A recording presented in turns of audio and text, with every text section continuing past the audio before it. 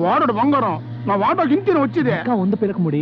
ముందు బంగారం తీసుకెళ్లి నీ ఐస్ ఫ్యాక్టరీలో పెట్టి ఆ ఫార్మర్స్ తో బేరవాడు. హ్యాండ్ అవ్వు కదా. ఎట్టే టైం ఇద్దరు ఇవ్వను. ఏమో జరుగుతున్న చరిత్ర చూస్తుంటే ఎవరు నమ్మాలో ఎవరు నమ్మకూడదు తెలియట్లేదు. బయలుదేరండి బయలుదేరండి. పోనీ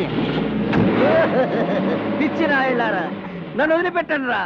నన్ను వదిలిపెడితే లైఫ్ లో మళ్ళీ మీ కంటికి కనిపించండి రా. నీ చండాల పేసు మాకు చూడని లేదు గానీ ఒక్కసారి ఫోన్ లో నీ బంగారు రాజుకి ఇక్కడ జరుగుతున్న కుట్ర గురించి చెప్పు. ఇదిగో చెప్పా.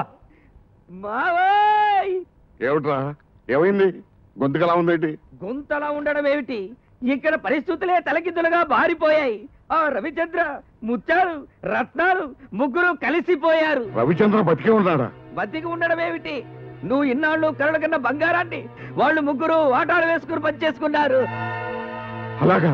ముత్యాలు తన వాటా తీసుకొని గంగవరం రేవు వైపు తన వ్యానులో వెళ్ళిపోతున్నాడు. ఇదేంటి గురు కొత్త ఫిట్టింగ్?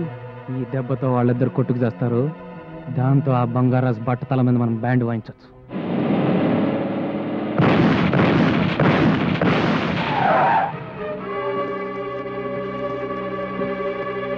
మీరా మూడో గ్రూప్ ఏమని కంగారు పడిపోయా.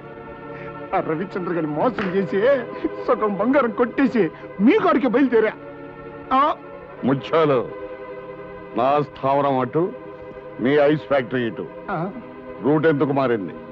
ఎదవని ఎదవని ఎదవని దిక్కులు తెలియకుండా తొలక రాన్నాను. ఇప్పుడు చూడు, నేను అప్పటికి చెప్తూనే ఉన్నానండి, సముద్రం అటు బంగారు రాజు గారు ఉండేది కూడా అటేనని. ముత్యాలు, నా మీసం తీసిన నాటి నుండి మాసం మాసం పూజలు చేస్తున్నాను రా. ఆ బంగారం కోసం గజానికి ఒక శవాన్ని పరుస్తాను కానీ తులం బంగారం కూడా వదులుకోనరా.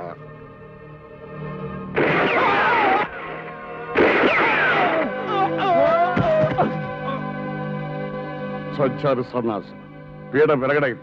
రై, ఆ వేళ మన స్థావరాన్ని తీసుకురండి.